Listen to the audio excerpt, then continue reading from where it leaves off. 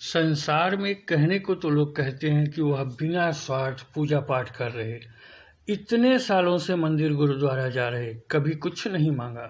भले उनके जीवन में अनेक कष्ट थे, पर यह सच नहीं है। बिन स्वार्थ कोई कुछ नहीं करता। मंदिर भगवान को मानने पूजने का बड़ा कारण 99% लोगों में या तो भय होता है या कोई न कोई स्वार्थ। कुछ लोग स्पष्ट स्वार्थ के तहत पूजा पाठ करते हैं तो कुछ लोग आंतरिक स्वार्थवश। हाथ जोड़ने वाला तक यह कामना तो जरूर करता है कि उसका भला हो, भगवान कल्याण करे, रक्षा करे, सफलता दे। जब जीवन में संघर्षों कठिनाइयों से वास्ता पड़ता है तब यह स्वार्थ खुलकर सामने आ जाता है और व्यक्ति अपनी कठिनाइयों का हल भगवान की कृपा में खोजने लगता है। पर अधिकतर की बात भगवान तक नहीं पहुंचती। भगवान उनकी नहीं सुनता, उनके कष्ट नहीं कम करता। लोग सर पटकते रहते हैं मंदिरों तस्वीरों के आगे, पर उनके जीवन की कठिनाइयां बढ़ती ही जाती हैं, कम नहीं होती। कुछ समय बाद हम अक्सर लोगों को कहते सुनते हैं कि इतनी पूजा आराधना करते हैं, इतना पूजा पाठ करते हैं, किंतु कोई लाभ नजर नहीं आता। पता नहीं भगवान है भी कि नहीं, या वह हमारी सुनता क्यों नहीं। हम तो रोज पूरे श्रद्धा से इतनी देर तक पूजा करते हैं, इस मंदिर जाते हैं, उस मंदिर जाते हैं, सब जगह मत्था टेक रहे हैं, पर हमारे कष्ट कम होते ही नहीं।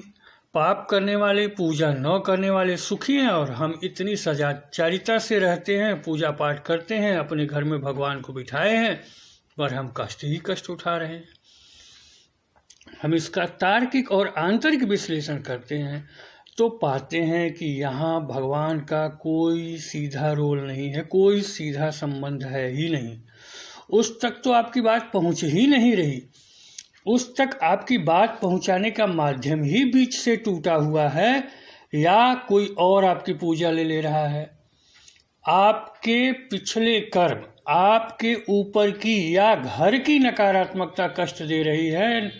न भगवान कष्ट दे रहा है, न भाग्य कष्ट दे रहा है, कारण तो कुछ और ही है। जब लोगों को बताया जाता है कि आप पर या घर पर नकारात्मक ऊर्जा का प्रभाव है जिसके कारण कष्ट आ रहे हैं, तो कुछ लोग यह भी कहते मिलते हैं कि हम तो शिव, हनुमान, कृष्ण, दुर्गा आदि की पूजा करते हैं, रोज नियमित करते हैं, फिर हमें कष्ट क्यों है। नकारात्मकता कैसे है? क्या यह भगवान इसे नहीं हटा सकते? या कोई तांत्रिक विचार कर रहा है तो क्यों ये देवी देवता रक्षा नहीं कर रहे? हमारे कष्ट क्या उन्हें दिखाई नहीं देते? क्यों वे हमारी नहीं सुन रहे हैं? कुछ अंधश्रद्धालु इसे पूर्व जन्म का दोष देकर अपने को संतुष्ट रखने का प्रयत्न करते हैं कि हमारे पूर्व जन्म के दोष हैं जिससे कोई पूजा पाठ नहीं लग रहा है। जब हम इसका विश्लेषण करते हैं, जब इसका कारण खोजते हैं, तो इसके कई कारण मिलते हैं। आजकल सबसे बड़ी समस्या हर घर में कुल देवी देवता की आ रही है। बहुतों को इनका पता नहीं है, कुछ को पता है तो पूजा पद्धति भूल चुके हैं। यहाँ ध्यान देने योग्य है कि कुल देवता वह सेतु होते हैं जो आपकी पूजा संबंधित देवता तक पहुँचाते हैं, आपके कुल की रक्षा करते हैं, वायव्य बाधाओं को रोकते हैं। इन्हें ठीक से पूजा न मिलने पर आपकी पूजा भी ठीक से आपके इष्ट तक नहीं पहुंचती है। घर में और आप पर नकारात्मक ऊर्जाएं बेरोक टोक आ सकती हैं या प्रभावित कर सकती हैं। कभी कभी ऐसा भी होता है कि कुल देवता देवी की ठीक से पूजा न होने पर कोई वायव्य बाधा, बाहरी बाधा जैसे भूत, प्रेत, ब्रह्म, पिशाच, जिन्न आदि आपको या आपके घर को प्रभावित करने लगता है। कुल देवता के अभाव में वह आपके घर की अथवा आपकी पूजा लेने लगता है। वह आपकी पूजा आपके इष्ट तक नहीं पहुंचने देता, अपितु आपकी पूजा से अपनी शक्ति बढ़ाने लगता है और आपके घर में स्थायी डेरा जमा लेता है। ऐसे में आप 4 घंटे रोज पूजा करो, मिलेगा कुछ भी नहीं। होगा वही जो वह शक्ति चाहेगा। कभी कभी आपने देखा होगा कि लोगों पर आवेश आते हैं, पर अधिकतर ऐसी ही शक्तियों का प्रभाव होते हैं। अधिकतर मामलों में यह शक्तियां अपने आप को देवता या देवी के रूप में बताती हैं, प्रस्तुत करती हैं। लोग भ्रम में पड़ जाते हैं कि यह देवी या देवता का आवेश आ रहा है और उन्हें पूजा देने लगते हैं। चूंकि यह शक्तियां भूतकाल जानती हैं, अतः इनके द्वारा बताई गई घटनाएं सही भी होती हैं। लोगों का विश्वास बन जाता है कि सचमुच देवी देवता आते ही हैं। कुछ शक्तियां इनमें से किसी किसी के कुछ काम भी कर देती हैं, जिससे लोग मान लेते हैं कि सचमुच देवी देवता ही हैं, पर सच्चाई बिल्कुल उलट होती है। यह अधिकतर आत्मिक शक्तियां होती हैं जो किसी सिद्ध पीठ पर पहुंचते ही आवेश देने लगती हैं। आपकी पूजा का पूरा लाभ आपको न मिलने का दूसरा कारण होता है आपके द्वारा सही पद्धति से पूजा न किया जाना अथवा सही ढंग से मंत्र आदि का उच्चारण न होना। आप ध्यान से देखें तो पाएंगे कि हर देवता के मंत्र में अलग विशेषता होती है। सबकी पूजा पद्धति भिन्न होती है, सबका रूप अलग होता है। ऐसा क्यों है?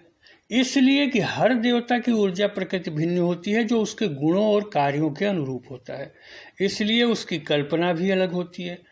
इसीलिए सबकी पूजा भी एक जैसे नहीं होनी चाहिए। सबकी पूजा पद्धति उनके विशिष्ट गुण को उभारने और विशिष्ट ऊर्जा प्राप्त करने के लिए होती है। आप पूजा दुर्गा काली की करें और मन में रोने धोने अथवा भावुकता का भाव रखें तो दुर्गा काली की शक्ति आपको ठीक से नहीं मिलेगी। बहुत लोगों को मेरी बात अनुचित लगेगी, किंतु यह सच्चाई है। उग्र शक्ति की ऊर्जा पाने के लिए आपके भाव भी उग्र होने चाहिए, साहसपूर्ण होने चाहिए। आपकी पद्धति और सामग्री भी वैसी ही होनी चाहिए। कोमल भाव से उग्र शक्ति प्राप्त नहीं होगी। यही वह कारण है कि अघोरी तांत्रिक उग्र शक्ति की साधना करते हैं और भाव उग्र रखते हैं, जिससे उन्हें पूर्ण शक्ति मिलती है। कहने को लोग कहते मिलेंगे कि यह तो माँ है, जिस भाव में जिस रूप में भी पूजो वह मिलेगी। सत्य है कि वह माँ है और मिलेगी भी, पर उस माँ की प्रकृति और स्वरूप भिन्न भी होती है, जो उसके कार्यों और गुणों के कारण होती है। सरस्वती की पूजा क्रोध में करेंगे या उग्र भाव से करेंगे तो वह कैसे प्रसन्न होगी, कैसे वह आपके साथ तालमेल बैठाएगी। उसे पाने के लिए तो कोमल भाव ही चाहिए। भैरव की साधना आप कोमल भाव से करें, हनुमान की साधना आप स्त्री रत रहते हुए करें तो यह कैसे प्रसन्न होंगे। इनके लिए तो ब्रह्मचर्य और उग्र भाव, साहसपूर्ण भाव चाहिए। ऐसा ही पूजा पद्धतियों के साथ है। एक समान तरीके अथवा पद्धतियां सबके अनुकूल नहीं होती। वस्तुएं और पद्धति विपरीत ऊर्जा उत्पन्न कर रही हैं और आप विपरीत शक्ति को बुला रहे हैं तो वह नहीं आएगी। अगर आ भी गई तो आपसे तालमेल नहीं बैठ पाएगा। कुछ लोग 3 घंटे 4 घंटे भी पूजा करते हैं पर कष्ट ही पाते हैं। यह पूर्व जन्म के दोष नहीं है, आज की गलतियां हैं। अगर आप साधक नहीं हैं और गुरु से मार्गदर्शन नहीं मिल रहा है, ठीक से तरीके का पता नहीं है, मंत्र का उच्चारण शुद्ध रूप से मालूम नहीं है, स्तोत्र आदि की प्रिंटिंग में अशुद्धि है, तो आप जितना अधिक पूजा करेंगे गलती उतनी ही अधिक होगी। ध्यान देने योग्य है कि शक्तियां गलतियों को क्षमा नहीं करती। भले आप भ्रम पाले रहें कि यह तो माता पिता हैं, कभी यही नहीं कर सकते, किंतु सच्चाई बिल्कुल उलट है। आपकी गलती ऊर्जा की प्रकृति को विकृत कर देती है। जो ऊर्जा आ रही है उसकी स्वभाव, उसका प्रकृति बिगड़ जाता है, जिससे वही ऊर्जा आपकी गलती पर 10 गुना अधिक नुकसानदायक हो जाती है। सोचिए, ठीक से पूजा किया तो मिला 1 गुना, थोड़ी सी गलती हो गई तो नुकसान हो गया 10 गुना। अब नुकसान में कौन होगा? आपको मंत्र ठीक से पता नहीं है, गुरु है ही नहीं, पद्धति का पता नहीं है, सामग्री अशुद्ध है, भाव गलत है और पूजा किया 3 घंटे तो नुकसान तो उठाएंगे। दोष देवता की देते हैं, गलती तो आपकी है। यह भाग्य का नहीं, आपके पूजा की गलती का दोष है। यही वह कारण है कि न पूजा करने वाला अथवा कम करने वाला अधिक लाभ में भी कभी कभी हो सकता है और अधिक करने वाला कष्ट में भी हो सकता है। कम कीजिए पर सही और शुद्ध कीजिए, अधिक फायदे में रहेंगे। मंत्र शुद्ध हो, उच्चारण सही हो, सामग्री उस देवता के अनुकूल हो, पद्धति सही हो तो थोड़ी सी पूजा अधिक लाभ दे देती है। आप हमेशा यह ध्यान दीजिए कि शक्तियों की अपनी कोई दृष्टि नहीं होती। आप कहते हैं न कि वह देखता नहीं कि क्या हम कितना कष्ट उठाते हैं। सचमुच वह नहीं देखता, क्योंकि उसे आंखें होती तो जरूर है, लेकिन वह आंखें जैसी आप बनाते हैं वैसी नहीं होती। वह तो वही देखता है जो आप उसे दिखाएंगे। आप में अगर शक्ति नहीं है कि आप उसे कुछ दिखा सकें तो वह कुछ नहीं देखता।